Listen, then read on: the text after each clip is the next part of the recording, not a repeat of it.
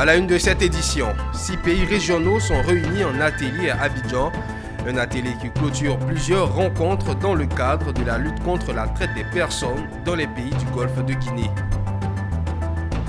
Dans le but d'informer les acteurs du secteur privé sur ces interventions, la Banque mondiale, en collaboration avec le patronat ivoirien, présente depuis ce matin ses opportunités d'affaires et les modalités d'accès. Et en marge d'une convention signée à Korogo, les nouveaux locaux de l'antenne régionale du FDFP ont été livrés. Plus de détails dans ce journal. C'est l'heure du journal. Madame, Monsieur, vous faites bien de nous suivre sur Business 24 Africa. Dans le cadre de la lutte contre la traite des personnes dans les pays du Golfe de Guinée, 6 pays régionaux sont réunis à Abidjan. Un atelier qui clôture plusieurs rencontres d'échange qui visent à mobiliser les politiques nationales et partenaires pour le renforcement des actions en vue de lutter convenablement et efficacement contre la traite des êtres humains. Un projet financé par l'expertise France de l'Union européenne. Le point avec Ami Korobara. En 2019, le projet d'appui à la lutte contre la traite des personnes avait été mis sur place par Expertise France, l'Agence française d'expertise technique internationale, et financé par l'Union européenne en vue d'appuyer sur les pays du Golfe de Guinée dans le renforcement de leurs actions et de leurs capacités pour une lutte ciblée et effective contre la traite des personnes. Ce projet d'une durée de 5 ans a pris fin aujourd'hui 21 mai 2024 au cours d'un atelier de clôture ici à Abidjan. Réunissant 6 pays qui sont le Bénin, le Togo, le Ghana, le Nigeria, la Guinée-Conakry et la Côte d'Ivoire, ainsi que les différents partenaires sur ce projet. Cette rencontre est l'occasion de faire le bilan final du projet d'un montant de plus de 17 millions d'euros et impulser une dynamique de continuité. De voir un projet prendre fin, surtout après 5 ans et demi de mise en œuvre et des réussites, mais aussi des défis surmontés. Donc il a consisté, comme vous savez, à renforcer la coopération régionale entre les acteurs impliqués dans la lutte contre la traite des personnes pour une action qui soit plus concertée et plus efficace. Les 6 pays, encore une fois je les rappelle, même si tout le monde le sait, sont la Côte d'Ivoire, la Guinée, le Ghana, le Nigeria, le Togo et le Bénin. Dans cette zone se trouvent plusieurs corridors intra-régionaux majeurs associant flux migratoires réguliers et irréguliers et pratiques abusives, principalement à des fins d'exploitation sexuelle ou de travail forcé, dont les corridors Conakry, Abidjan, Lagos. Les défis, ils sont nombreux. D'abord, la traite, vous savez que c'est à peu près 295 millions de personnes dans le monde qui sont victimes de traite. Donc c'est un phénomène qui est majeur et c'est un phénomène qui s'est amplifié. En Guinée, par exemple, on a eu des victimes de traite chinoises. Donc là, c'est tout à fait intéressant parce qu'on voit bien qu'il y a des corridors de traite qui viennent de très très loin. Voilà. Quand la communauté chinoise s'est installée en Guinée il y a 25 ans, ils sont venus avec aussi des réseaux de prostitution, etc. Et dans le cadre du projet sur la traite des personnes avec Expertise France, l'ONG Kabouéquipe a eu à bénéficier d'un financement pour la prise en charge des bénéficiaires. Et nous disons que tout au long de ce projet, la prise en charge holistique des bénéficiaires a été faite et ce projet a même permis aux bénéficiaires de pouvoir apprendre l'informatique, de pouvoir suivre l'ère numérique comme les autres personnes et les autres filles de ce monde. Au thème de cet atelier régional qui prend fin demain mercredi, plusieurs points seront pris en compte, à savoir l'échange d'expériences, la coopération entre les différents comités nationaux, des orientations stratégiques et techniques, ainsi qu'un mécanisme de suivi pour assurer la continuité des actions concrètes à développer dans le futur. Infrastructure, santé, éducation, la Banque mondiale intervient dans 28 programmes et projets en Côte d'Ivoire d'un coût global de 3 200 milliards, soit plus de 5 milliards de dollars. Sauf que cette information n'est pas su de tous, surtout dans le milieu du secteur privé. C'est justement pour remettre l'église au centre du village que la banque, en collaboration avec le patronat ivoirien, présente depuis ce matin ses opportunités d'affaires et les modalités d'accès. Lieu de la rencontre, le siège de la CGECI à Abidjan Plateau, en compagnie de Issa Badini et Ezekiel Seri. Des acteurs du secteur privé dans cette salle de conférence du patronat. À leur côté, une forte délégation de la Banque mondiale. Au centre de la rencontre, les opportunités d'affaires de la banque au profit du secteur privé. Comment concourir aux différents appels d'offres et enfin, quelles sont les astuces pour présenter le bon dossier des candidatures. Bref, à cette rencontre qui dure le temps d'une journée, il va s'agir de démocratiser l'information de la Banque mondiale. C'est du moins le souhait des experts présents ce jour. Aujourd'hui, c'est une journée où on vient vers les entreprises pour effectivement les inciter à postuler sur les marchés que la Banque mondiale met à travers le gouvernement, bien sûr, des projets financés par la Banque mondiale, pour que les entreprises effectivement postulent parce que les procédures ne sont pas aussi compliquées que ça et qu'il y a une énorme opportunité pour les entreprises d'avoir des contrats sur les projets financés par la Banque mondiale. Comme je le rappelais tout à l'heure, nous avons un portefeuille de pratiquement 5 milliards de dollars, plus de 3 000 milliards de francs CFA. Et il y a des milliers, des centaines et des milliers de contrats qui sont signés chaque année.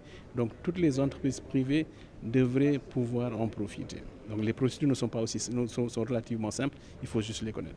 Pourquoi le secteur privé n'est souvent pas dans les appels d'offres de la Banque mondiale? Le directeur exécutif de la CGC croit savoir quelque chose. Aujourd'hui, il s'agit, plus d'appels d'offres. Il s'agit plus d'appels d'offres donc sur un certain nombre de projets d'une certaine envergure et pour bénéficier des financements de la Banque mondiale. Dans le cadre de ces projets-là, il faut répondre à des appels d'offres. Donc il peut arriver que le secteur privé n'y parvient pas pour 2 ou 3 raisons. La première, c'est qu'on peut ne pas avoir l'information. Ça peut arriver. La deuxième, vous l'avez un peu dit, c'est qu'on peut à tort ou à raison dire « Ah non, les procédures de la Banque mondiale, c'est compliqué, donc ce n'est pas la peine que je me fatigue, je ne vais pas réussir à monter le dossier. » Donc il y a un vrai besoin de renforcement des capacités. Ça peut être complexe, hein, mais ce qui est complexe n'est pas forcément insurmontable. N'empêche, le privé ne boude pas son plaisir face à cette nouvelle démarche de la Banque mondiale. C'est une bonne initiative. S'ils ont compris qu'ils mettent de l'argent pour construire des routes et que finalement, c'est d'autres entreprises qui viennent d'ailleurs, qui viennent répondre aux appels d'offres, qui prennent cet argent. Parce qu'en fin de compte, ils voient la réalité. Ils voient que celui qui a touché l'argent, ce n'est pas les entreprises ivoiriennes. C'est une entreprise peut-être asiatique. C'est une entreprise européenne. Alors qu'eux, ils cherchent à financer notre économie. Donc il y a un problème. Donc la Confédération est là. Nous sommes plus de 37 filières. Nous sommes représentés dans beaucoup de pays. Notre rôle, c'est d'aider l'économie locale. Selon Wali Wane, la Banque mondiale a engagé en 2023 dans des projets près de 2 milliards 200 millions de dollars dans les 4 pays que sont la Côte d'Ivoire, la Guinée, le Togo et le Bénin, dont près de la moitié en Côte d'Ivoire. Avec cette rencontre, il s'agit sans nul doute d'élever le niveau de ces chiffres.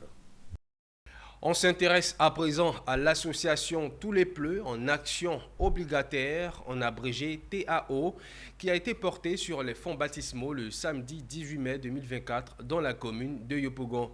Cette initiative d'investisseurs privés originaires de la région du Cavali vise à développer la ville de Tous les Pleux par l'entrepreneuriat communautaire. Konena Norgo et Richard Akeke pour le point. Gagner de l'argent tout en contribuant au développement local de la région du Cavali à travers des actions sociales. C'est l'objectif visé par ces fils et filles du Cavali, constitués en association dénommée Tout le Pleu en action obligataire, TAO, porté sur les fonds baptismaux lors de cette assemblée générale constitutive du samedi 18 mai 2024 à Yopougon. L'initiative est simple, hein? C'est un entrepreneuriat communautaire, c'est-à-dire que les fils et filles de Tout le Pleu, d'Abidjan et de partout de la diaspora, des États-Unis, de la France, de l'Allemagne, de l'Angleterre, ont décidé de créer une mutuelle du genre pour pouvoir répondre aux investissements de la région. Parce que Tout le Pleu, c'est une région très riche, mais il faut entreprendre. Vous savez que l'État, à lui seul, ne peut pas faire tout. Donc il appartient aux fils et aux filles de ce département d'investir dans des domaines de leur choix pour pouvoir venir en aide à la population. Tout le Pleu en action obligataire donne ainsi l'occasion aux fils et filles du Cavali de devenir acteurs du développement du département de Touloupleu par les investissements. Une association organisée sous forme de société commerciale avec possibilité pour les membres originaires de la région de détenir une part de la propriété et donc des actions. Et justement, les premières actions de Tao ont été octroyées aux autorités de la région. Ce n'est pas limité à un certain nombre de ressortissants et autres. On peut être de Touloupleu comme ne pas être de Touloupleu et investir dans Tao. Ça va fonctionner par rapport, c'est-à-dire par achat des actions. Et puis, nous allons dans un premier temps cibler des projets et après les réaliser à Touloupleu. Quand tu vois un homme comme Eugène Kouya, quand tu vois son témoignage et quand tu vois aussi ce qu'il fait pour apporter, quand tu vois aussi l'aide des enfants qu'il a sortis dans la rue, il les a formés et aujourd'hui sont devenus des responsables, des pères et des mères qui se prennent en charge, je pense que quand il a une initiative comme Tao, on ne peut que le soutenir et s'y adhérer. Cette assemblée générale constitutive a également permis d'élire par acclamation Étienne Kouya en qualité de président du conseil d'administration de Touloupleu en action obligataire. L'information se poursuit, mais cette fois dans un autre chapitre. Le groupe scolaire La Tour Eiffel a initié sa 5e journée porte ouverte ce vendredi au sein de son établissement. Cet événement tant attendu a offert aux élèves de la maternelle à la terminale une occasion unique de mettre en valeur leur esprit de créativité à travers diverses activités culturelles et de recevoir des récompenses à cette journée festive pour les meilleurs élèves de cet établissement. Le reportage est signé Michel Brou et Valentin Kra. Après plusieurs mois consacrés aux études, ce sont des moments de détente et de divertissement bien mérités pour les élèves du groupe scolaire La Tour Eiffel à cette 5e journée porte ouverte.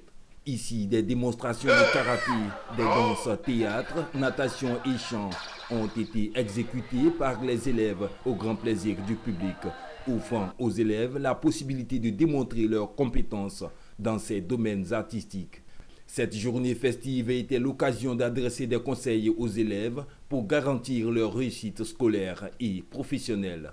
Je l'ai dit, il s'agit de travailler de façon continue, que toutes les évaluations qui leur sont faites, c'est par rapport aux enseignements qui leur ont été donnés et qu'il fallait être assidu au travail, travailler tous les jours en apprenant ses leçons, en faisant ses exercices, et que de cette façon, ils pourraient arriver à ce qu'ils souhaitent réaliser dans la vie. L'occasion a été choisie par le fondateur de rappeler les innovations proposées par le groupe scolaire La Tour Eiffel. Comme innovation encore cette année, depuis la 6e, il y aura des examens blancs où les enfants seront interrogés dans les langues, etc., comme s'ils étaient en classe d'examen du 3e. Ce sont encore des innovations majeures pour l'année prochaine. Et je disais que déjà à l'inscription, c'est imposé les cours traditionnels et la danse traditionnelle, moderne, et la danse jouée à la castagnette, au piano, etc. Et faire le slam, le parolier, etc. Ce sont des innovations l'année prochaine. Et on a déjà pu un chef cuisinier qui va venir faire des concours de cuisine ici. On va apprendre à faire les cakes, les madeleines, etc. Donc il y aura des cours de cuisine de la maternelle jusqu'à la terminale. Les élèves méritants ont été honorés pour leurs performances académiques, leur progrès et leur contribution positive à la vie scolaire. Cette reconnaissance a été un moment de fierté pour les élèves, leurs familles et l'ensemble de la communauté éducative. Aujourd'hui, je suis contente d'avoir reçu beaucoup de cadeaux. Je dis merci à toutes les directrices, tous les fondateurs et toutes les maîtresses. Tout d'abord, ce sont des sentiments de joie. De voir nos enfants faire tellement de choses, c'est à la limite vraiment, ça part de la magie au fait. En tant que mère, franchement, je suis tellement émue depuis mon arrivée. Les enfants ne cessent de nous épater. Et franchement, c'est une très bonne initiative. J'espère que l'école va continuer ainsi. Parce que voilà, on stresse les enfants à étudier, mais c'est bon de les détendre aussi. La 5e journée porte ouverte du groupe scolaire La Tour Eiffel a été un moment de partage et permis de renforcer le lien entre l'école et la communauté. Elle a également donné l'opportunité à tous les élèves de briller et d'être reconnus par leur réalisation. L'ONG Action contre la cybercriminalité et la fracture numérique en Afrique et les responsables du groupe scolaire André Latry de Yopougon ont initié le samedi dernier la première journée de l'excellence et du mérite. Une journée de promotion de l'excellence au sein du groupe scolaire dont le but est d'encourager les meilleurs élèves.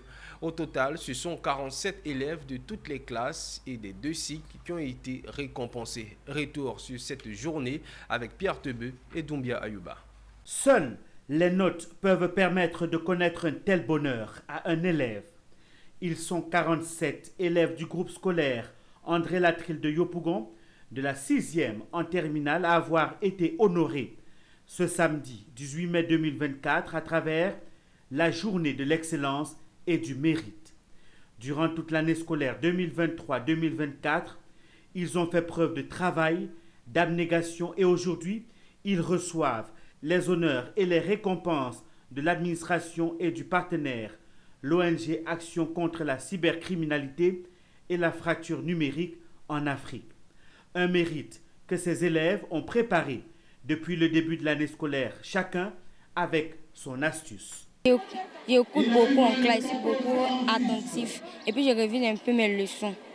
Lorsque je ne comprends pas, je demande à mon répétiteur, il m'explique, c'est mon secret. Quand je rentre à la maison le soir, je bosse, j'étudie. Ce que je ne connais pas, je demande à mes frères et soeurs de me montrer. Mes frères, les gens de dehors, ils me montrent. Ça qui a fait que j'ai eu mon diplôme.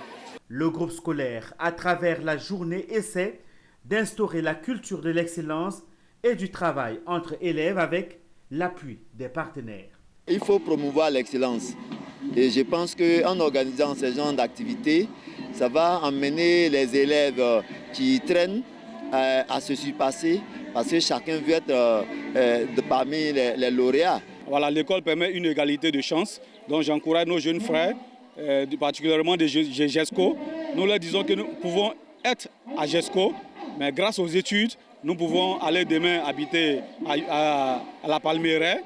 Nous pouvons aller en France, aux États-Unis, mais pour cela, il faut être vraiment excellent. Donc ce sont les futurs cadres et nous essayons de faire la promotion de l'excellence pour permettre à ces enfants de pouvoir se mettre au travail. L'ONG Action contre la cybercriminalité et la fracture numérique en Afrique travaille depuis plusieurs années à promouvoir l'excellence en milieu scolaire à travers des parrainages d'activités culturelles. Cette cérémonie d'excellence et de mérite a été précédée par des danses culturelles, terroirs savamment orchestrés par les élèves eux-mêmes.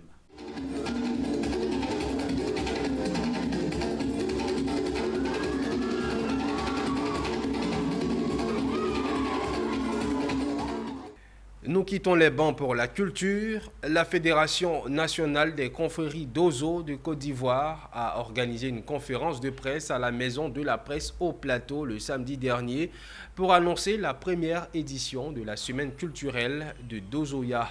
L'objectif est de recenser les confréries d'Ozo, valoriser leur patrimoine culturel, créer des rencontres entre Dozo et divers acteurs de la société, mais aussi lutter contre leur pauvreté et promouvoir leur culture et tradition. Diane Kablancan et c'était ici. La Fédération nationale des confréries d'Ozo de Côte d'Ivoire, FENACODOCI, a tenu une conférence de presse pour annoncer la première édition de la semaine culturelle du Dozoya, un événement d'envergure nationale qui vise à célébrer et promouvoir la riche tradition des Dozo. C'est évocateur des mystiques là que nous avons élevés. Vous savez, la confrérie d'Ozo, comme l'a dit le ministère des tuteurs, n'est pas lié au mystique.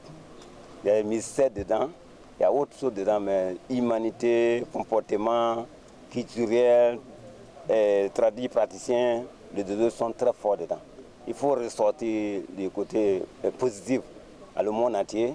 Moi, je dis, je suis fier, je suis content. Quand mon tuteur me dit que je fais bon travail, depuis lors, ma session par le Conseil des sages des Dozo de Côte d'Ivoire, à la tête de cette fédération, de tous les 14 districts de Côte d'Ivoire, en tout cas, le Dozoya se voit autrement. Donc, avec semaine culturelle, les Dozo qui n'ont pas encore compris, je pense qu'avec des experts que les ministères tuteurs qui vont nous envoyer pour les former, ça va changer totalement la culture du Dozoya en Côte d'Ivoire, adapter et notre juste culture et tradition. Un Dozo, c'est l'homme qui est initié. Un chasseur est différent qu'un Dozo. Un homme chasseur qui accepte de se faire initier, d'arrêter toutes les bêtises, de se faire de fondre dans la société, c'est celui-là qui est un d'Ozo.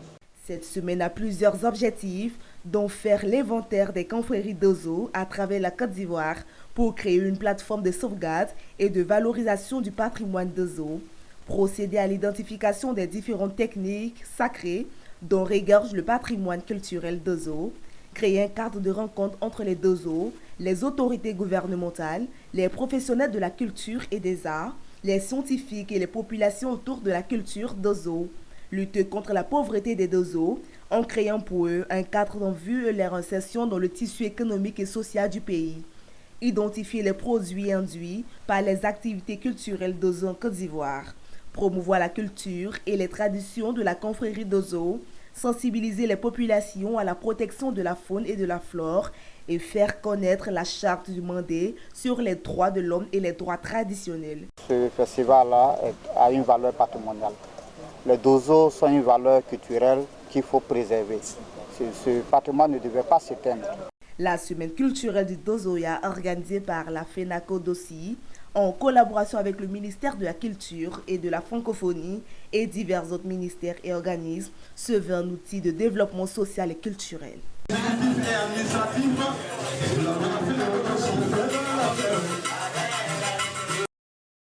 Le week-end dernier, le FDFP a signé une convention de plus de 93 millions de francs CFA avec le Conseil régional du Poro et l'AGFOP. Ce financement de l'AGFOP permettra de réaliser 3 projets prioritaires dans le Poro pour le bien-être des populations, conformément aux vœux du président de la République, son Excellence Alassane Ouattara. En marge de cette cérémonie, des locaux de l'antenne régionale du FDFP ont été livrés, nous témoigne Ouattara Daouda. Salle de conférence du Conseil régional du Poro. Signature de convention entre le Fonds de développement de la formation professionnelle FDFP du Conseil régional et l'AGFOP en vue de la mise en œuvre de 3 projets qui seront financés par les FDFP au montant de 93 289 200 francs CFA. Il s'agit d'un projet de formation et d'insertion de 50 jeunes de la région du Poro au métier de guide touristique, d'un projet de renforcement des capacités de 50 gérants de très petites entreprises des départements de Korogo, Mbengue, Silmatiali et de Dikodougou, association d'entreprises et comptabilité au profit de 110 bénéficiaires et enfin d'un projet d'études relatif à l'identification des besoins en compétences de la région du Poro. Ces 3 projets seront exécutés par l'AGFOP en qualité d'opérateur de formation et partenaire. Merci donc pour le financement de ces 3 projets qui auront un impact significatif sur la région. À travers toutes ces actions ensemble, nous nous inscrivons résolument dans le programme national de développement, dont l'un des piliers, des 6 piliers, est le développement du capital humain et la promotion de l'emploi pour l'autonomisation de la femme et l'employabilité des jeunes. Il ne s'agit pas de développer une région au détriment d'une autre. Aujourd'hui, nous sommes en train de décentraliser tout ce processus et je crois que ce qui est important, c'est d'avoir ce développement homogène sur notre étendue territoriale. Et donc tout cela, ça nous rassure d'abord. Ensuite, nous avons bien évidemment au FDFP un partenaire crédible, fiable. Depuis 1991, le FDFP a financé des milliers de plans de formation, des projets collectifs et des projets d'études contribuant fortement à l'émergence d'une jeunesse ivoirienne et répondant aux besoins de compétences des clients et partenaires. Avant cette étape, l'antenne régionale du Poro du FDFP a réceptionné ces nouveaux locaux qui visent à rapprocher la formation aux jeunes et aux entreprises. En image à présent, au Kenya, la compagnie pétrolière italienne Eni devrait bientôt obtenir un prêt de 210 millions de dollars pour financer le développement de ses activités de production de biocarburants dans le pays. L'enveloppe annoncée proviendra à hauteur de 60% de la part de la Société financière internationale, tandis que le reste sera mobilisé par le Fonds italien pour le climat. Cet appui financier aidera Eni à accroître la production d'oléagineux utilisés pour la fabrication de biocarburants et renforcer sa capacité de transformation grâce à la construction de nouvelles usines. Au Zimbabwe, le Parlement a approuvé un accord de près de 37 millions de dollars signé entre le gouvernement et le Fonds international du développement agricole. D'après le ministre des Finances, du Développement économique, de la promotion des investissements, cette enveloppe est prévue pour financer la mise en œuvre d'un projet de développement agricole. Le dit projet, dont le coût total d'investissement s'élève à 66,54 millions de dollars, est également cofinancé par le Fonds de l'Organisation des pays exportateurs de pétrole pour le développement international, le gouvernement zimbabwéen et d'autres partenaires. Et voilà qui met un terme à cette édition. Merci de l'avoir suivi. Restez en notre compagnie. Les programmes se poursuivent sur la télé utile.